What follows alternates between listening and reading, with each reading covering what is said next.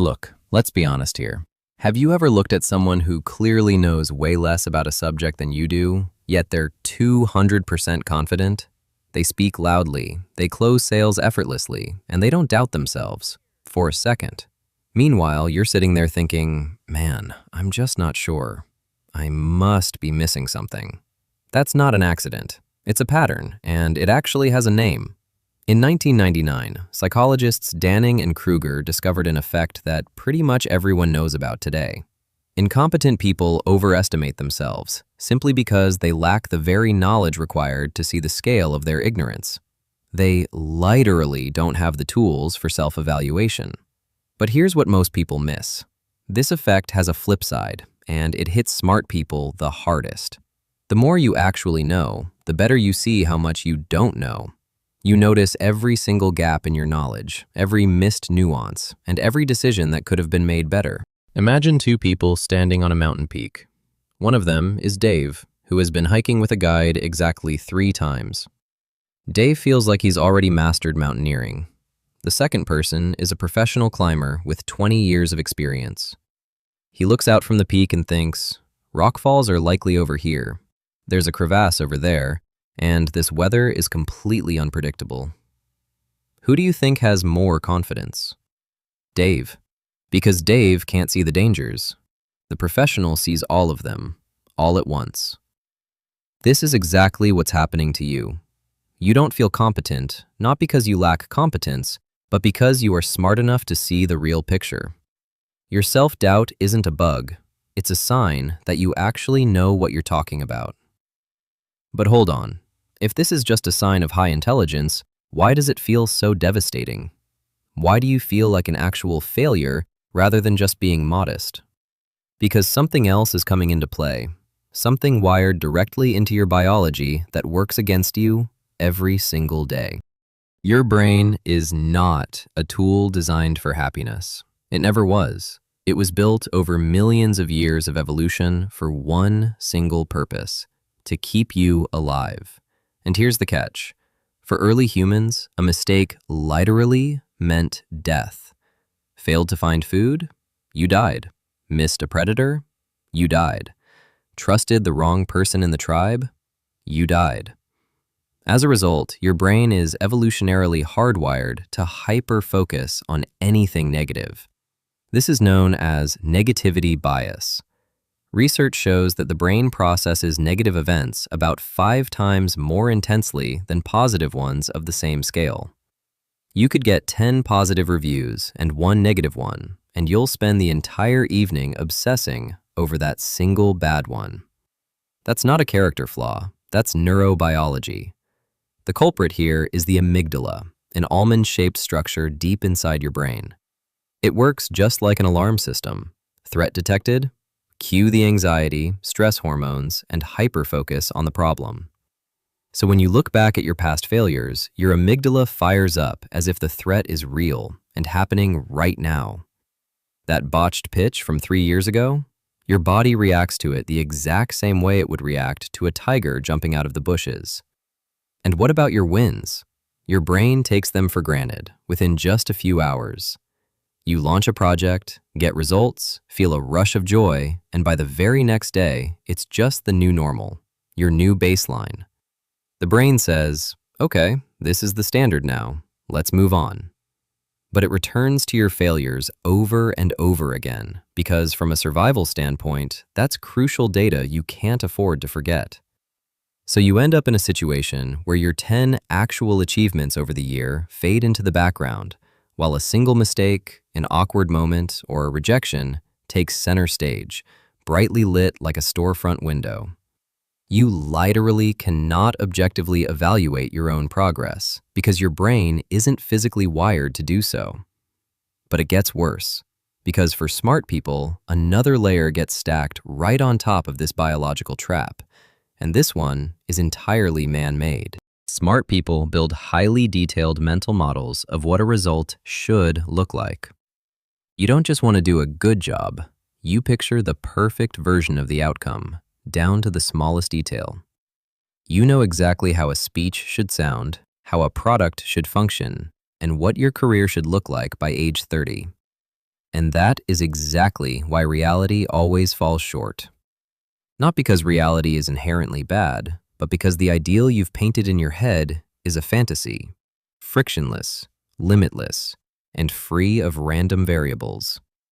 When reality clashes with this model, and it always does, the brain's default mode network kicks in. This is the network that activates when you aren't focused on a specific task. It's responsible for mental rumination.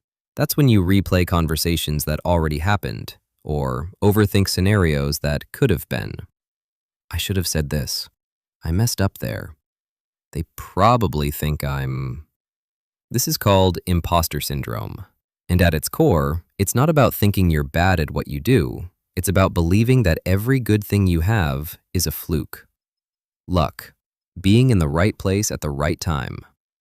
You tell yourself that others just haven't realized you aren't actually as smart or capable as you seem, and that at any moment you're going to be exposed. Interesting fact, imposter syndrome is significantly more common among high achievers than mediocre performers. Studies show that up to 70% of successful people have experienced this feeling at various points in their lives.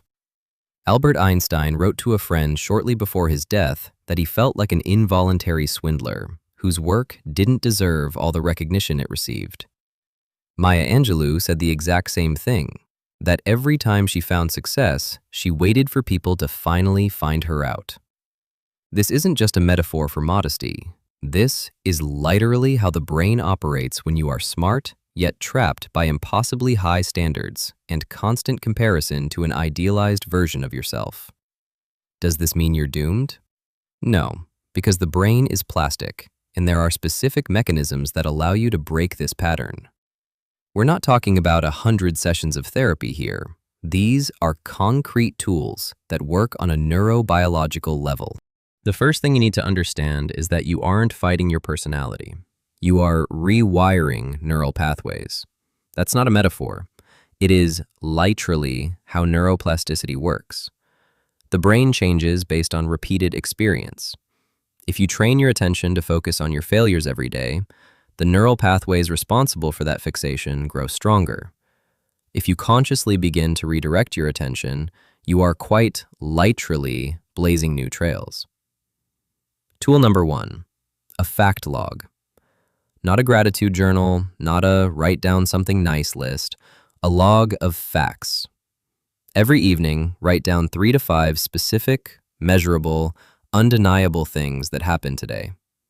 Don't write, I was productive. Write, I finished the project section, had a call with the client, and resolved a task that had been sitting there for a week.